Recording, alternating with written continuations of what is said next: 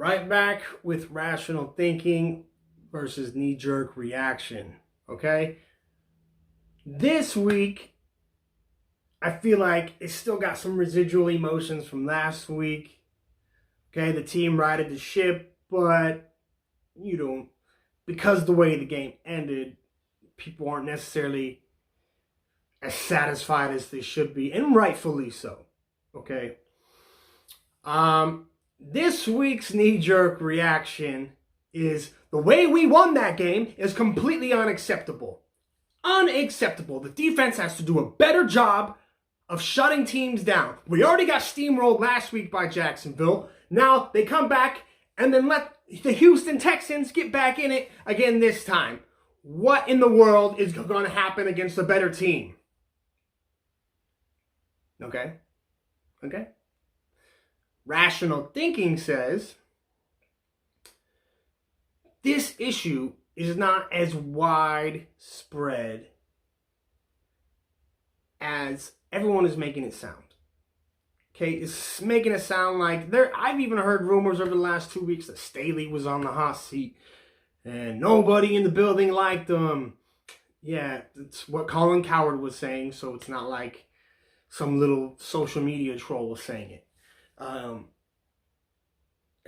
All kinds of things, that the defense wasn't as good as, they looked in week one, and with all the injuries, it was hard not to get, emotionally deflated. I get that. But rational thinking says this is more an issue predicated to one side of the ball, specifically the offense.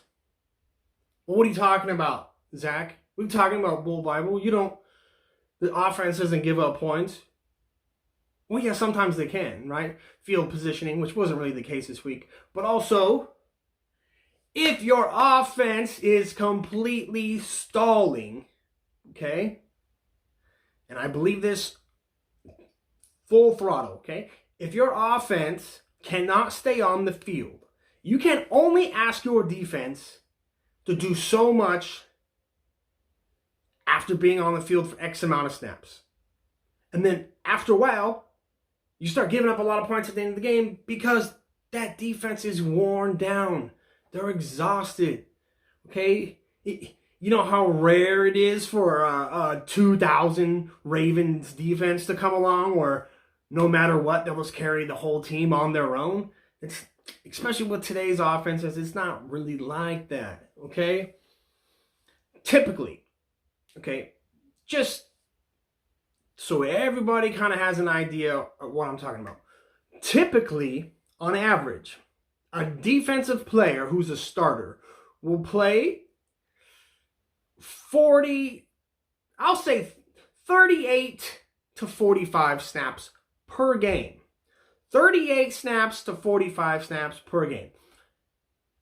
These last 2 weeks, the defense has been on the field so much. The reason why they got routed by the Jaguars, okay, was an offensive issue. The offense stalled time after time after time again, giving up terrible field position.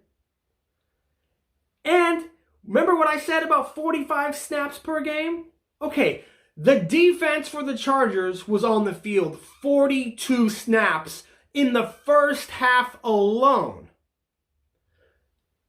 Early in the season too, so their cardio is not quite to what it would be a month or two from now.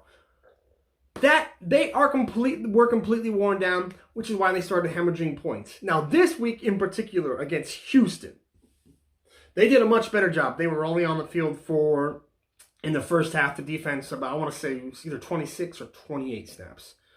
But by the end of the game, the third quarter came along.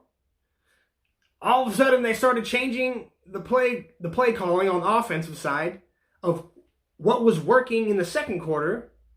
Then the offense basically stalled for the entire third quarter. The entire third quarter. Even more than that, most of the fourth quarter too, right? So what's that mean? That equates to the defense being on the field more. Now, again, to put things in perspective, 45 snaps is typically on the high end of the average of snaps you want a defensive player to play. They played 76 last week. And then this week, because of the second half, even though they only played 26 to 28 in the first half, they ended up still playing 57 snaps on defense. 57 snaps. When the week before, they played 76. These guys are tired, they're worn out. Rational thinking says the complaints need to be focused on offensive consistency. Okay? Eckler obviously woke up this game. I know it was against a Houston defense who was the worst run defense in the league. But maybe this gets some blood pumping back in his veins again and he finds his stride. Kelly was running the ball well too, and he only saw, 3-4 touches the whole game? When they were putting Sony Michel in, they were doing a lot more single back, kind of tricky draw plays. I feel like they have a specific amount of plays, and I could be wrong about this, but I feel like they have a specific amount of plays that they're utilizing just for Sony, and they're not working at all. In fact, why wasn't Kelly, after breaking off, Kelly single-handedly kickstarted the running game on Sunday. So why wasn't he then getting more carries in the third and fourth quarter? It doesn't make sense. There needs to be consistency on that side of the ball to help the defense. The defensive guys are the enforcers, but you have to let them rest. Okay? Just like a boxer, you got to have rest in between rounds. All right? That's it. Moving forward, we gotta keep plugging away. Remember, the whole point of knee-jerk reaction versus rational thinking is to tunnel vision, keep your head down, and keep plugging away. Don't get caught up too high in the highs or too low in the lows. It is what it is. We got to keep treading water. If we can stay in contention until the end of the year, and Slater comes back, and Bosa comes back, and the rest of the roster stays relatively healthy, sometimes that could be something that creates a wave of momentum heading in to those really important games at the end of the season and maybe even into the playoffs. Stay tuned for keys to victory later in the week. I appreciate you all. Make sure you like the video, subscribe to the channel. Bolt up, baby.